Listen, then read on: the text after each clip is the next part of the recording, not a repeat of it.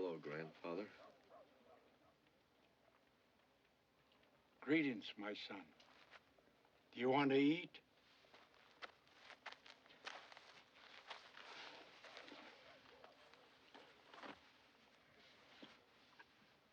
Grandfather? What happened to your neck, grandfather? It's a wound. It cut the tunnel through which light travels to the heart.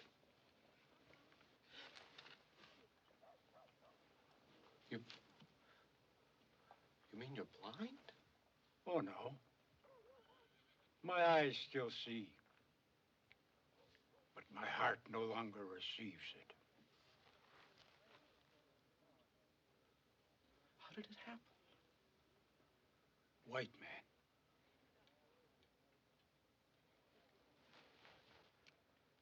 Where's Buffalo Wallow woman?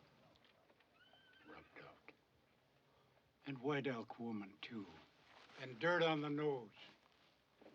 And high wool. And many others. And burns red? Yes. Burns red in the sun? Rubbed out. His wife. His children. And many more. Do you hate them?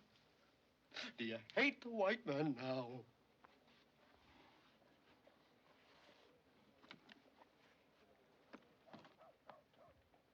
Do you see this fine thing?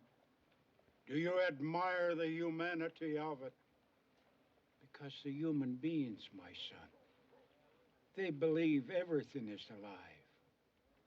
Not only man and animals, but also water, earth, stone, and also the things from them, like that hair. The man from whom this hair came, he's bald on the other side, because I now own his scalp. That is the way things are. But the white man, they believe everything is dead. Stone, earth, animals, and people, even their own people. If things keep trying to live, white man will rub them out. That is the difference.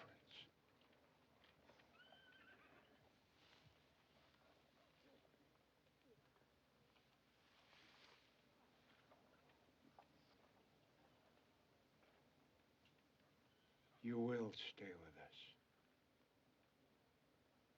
my son.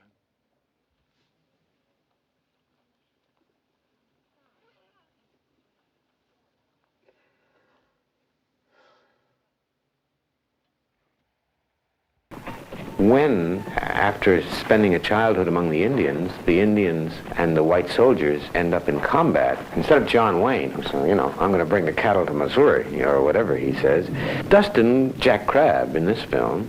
Where you going, soldier? That's just for the general, sir. Wait a minute. Is that on your face? Huh?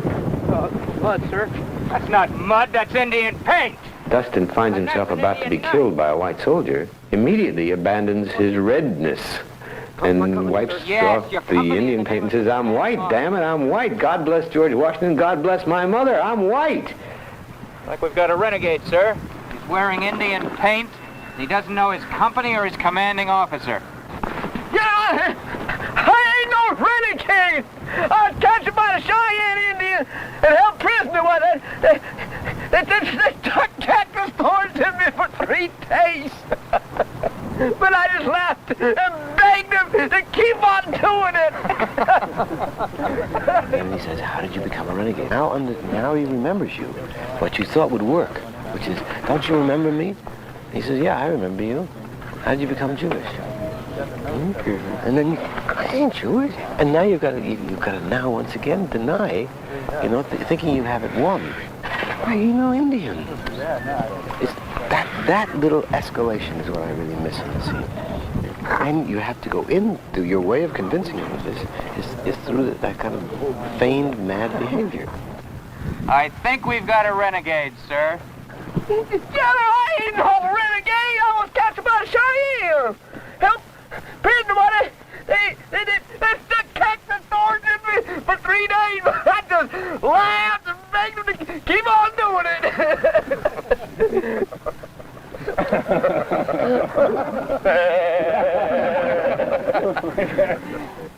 Gee, that was a very difficult scene because it was done backward. The underlying condition of that scene was that he has just seen his wife and children massacred by this man. And Dustin was trying not alone to simply accomplish the scene, but to inform the scene with a kind of hysteria of a man who has just seen his wife and children butchered by the man he's just now seeing.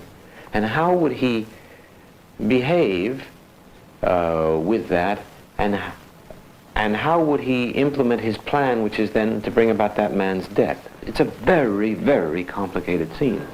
Now, what happened in the master of that take is I kind of went crazy. I mean, I just kind of took off.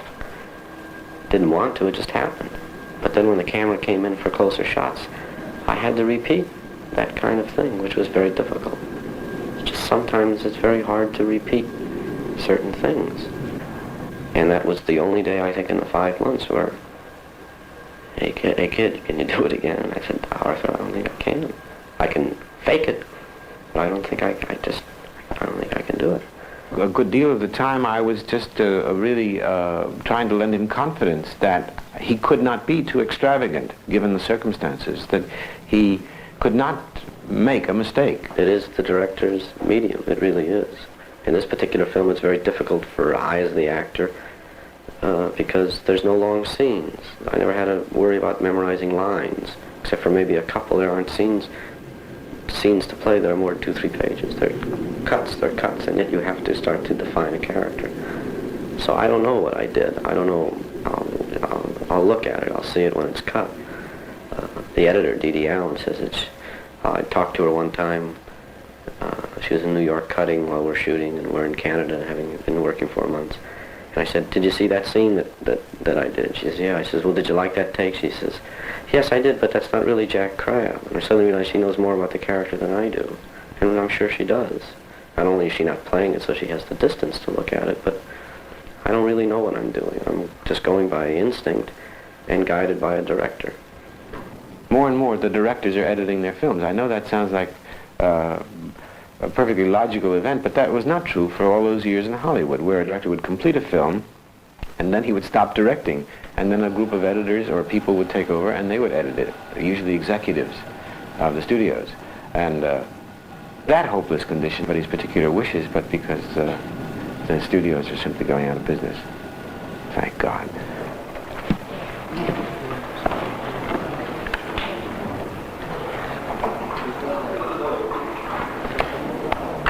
Well, half an hour. Only 6 more months to go.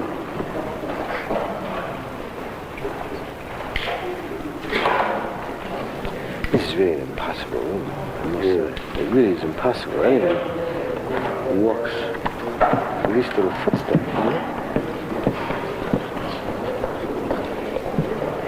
Bud, this is... Bud, are we all right? Yeah. Really? Not too gamey? The film felt like years. It felt like that to everybody. Years. I mean, it's very boring. I think it's always boring for everybody but the director. Or he's least bored, at any rate. The actor is, I don't know, he's most bored, but it's very boring. You just sit around. You kind of adjust to that, in the sense that anyone adjusts to anything. And you cut out. At least I cut out. You just cut out. You actually work in front of the camera maybe an hour out of a 12-hour day. And the rest of the time you just dream. There's a double thing going on in making a film. One thing is tremendous pressure that's there, like pollution, always hanging over you. Whatever, $50,000, $40,000 a day, keeping on schedule. And so that pressure is always there, that kind of thing of getting something done as fast as you can, getting a scene lit as fast as you can. And there's the other side of the coin, which is just being completely You know, like you're not doing anything. And because there's periods where you can't do anything. You rehearsed the scene, blocked it out with camera, and it's going to take 2 hours or whatever to light it. There's nothing to do. You just wait. Suddenly, it's lit. The minute it's lit, you just jump up like there's no tomorrow, and everybody just, gotta get it, gotta get it, gotta get it. And suddenly it's like it's the end of the world, and you rush to work. And there a director comes into play. Yeah, that's short. You bring it up. Sorry. Yeah. And then you look at the shot side, and as that knife comes up, Dick, start. All right. And then he gets hold of it and he goes, huh? Let's try that. Just that part of it again. Start cutting now. Cut.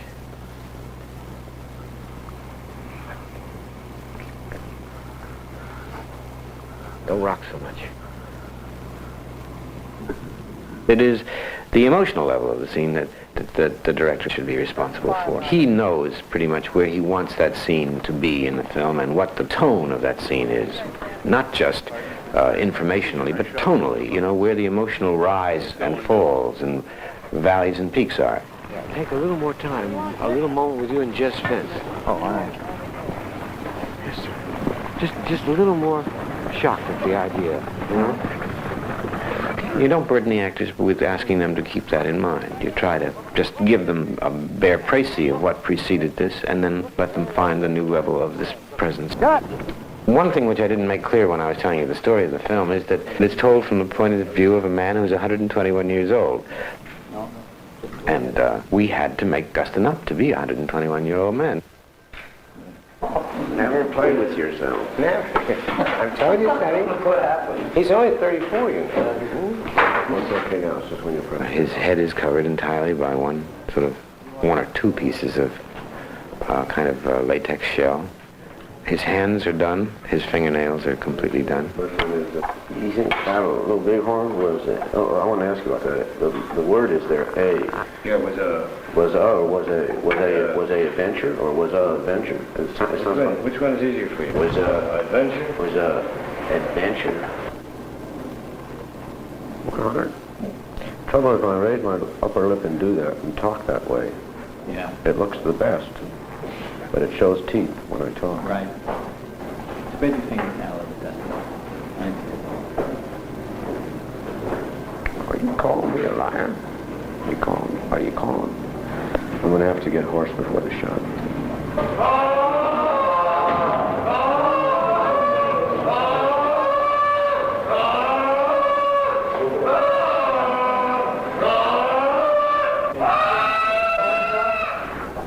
I am without doubt.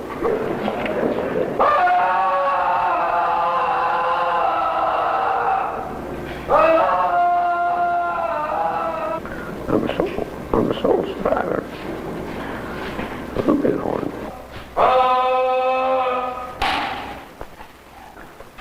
I am beyond a doubt the last of the old timers.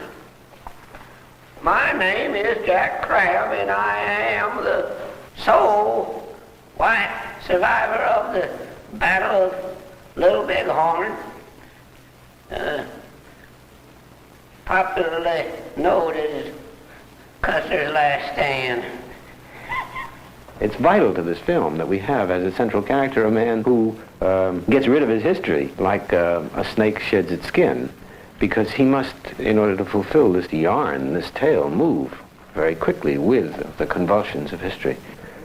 Jack Crabb seems to me to be a man who essentially is passive in an activist's role, a man willing to let the tides of history direct his actions. And it is in that way that we're able to move as we move. About the question of fighting and dying and violence in films. That's not what the film is largely concerned with. Actually, it's concerned with sort of one man's quest. And there are long and quite complete passages that have very little to do with violence at all. And in fact, I don't know whether it is in response to all of that sort of mishigas about violence in Bonnie and Clyde, or the whole sort of chic business about violence in film, but I found myself in this film doing quite an unviolent film. That is, I didn't, how should I say, even accurately report the vividness of the battlefield. I wanted it really to be a film about how these things took place. All right. Stand up. Go. Over here. Over here. That's the girl. Again. Fine, now you got her good. Smile and take off, buddy. When Custer marched in at the Washita, it was a matter of minutes before the massacre had been accomplished. The Indians butchered, their ponies slaughtered. The so-called battle was anything but a battle. Yeah, that tent will be burning, huh? Sure. Search around. We'll see the bodies on the ground, 2 sisters. Huh? All right, sir. Come back over to the burning tent where the guys just come out now, and that'll be the sister on fire. That's Sunshine? No, that's Emily. All right. And she moves over to the ground where that man is now lying near that brush pile. All right, sir. And that's the end of the shot. Get it more, get it more, get it more, get it more. Get it more down in here, will you? There you go. Okay. Light her back, please. All right, she's lit, she's lit. Okay, here you go. Turn around. Turn around. Go. But I just didn't want this film to be devoted to that level of one-to-one bestiality. What I was trying to be concerned with here was not a genuine reenactment of Custer's last stand or even the Washita Massacre. I believe that at this moment, we're all of us saturated in blood. We tried really to view this from a distance. And don't zoom. Yeah, but it's too tight for any one of your actions. For tightness? Let me just see. Essentially, yes. For maximum. Yeah. And Harlow can tell me when you see something I can close down a little bit or... I'd say that's your maximum tight. What is it about? 200. Uh-huh. Well, let me see like a 150, just to... Yeah, that's even better, I think. Get ahead of them, Ralph, please, and let them come into your shot. Harlow, come back a little ways and show some of this desolation. Let them ride into it, please. Ahead of your cavalry. Ahead of your cavalry. Get out ahead of your cavalry and set for them and let them fill in. Keep them coming to the camera right now. Drive them camera right, Mike. What we were trying to do here was really say, how do we look at our past? I guess I was so staggered by the Song Me massacre, and although why I should be, anybody who's grown up in my years, it's absurd to be staggered by any amount of cruelty from one group to another. But I was staggered by it, and if we are basing our present life on what we have learned from our own history, then one of the very first things we must do is reinterpret and understand that history in a different light. Because if this is the way this country was formed, then again we're doing the same things. And if we don't learn from history, we're condemned to repeat it, as was said by a wise gentleman. And the only way we can know that we're repeating it is to know that we have done it before.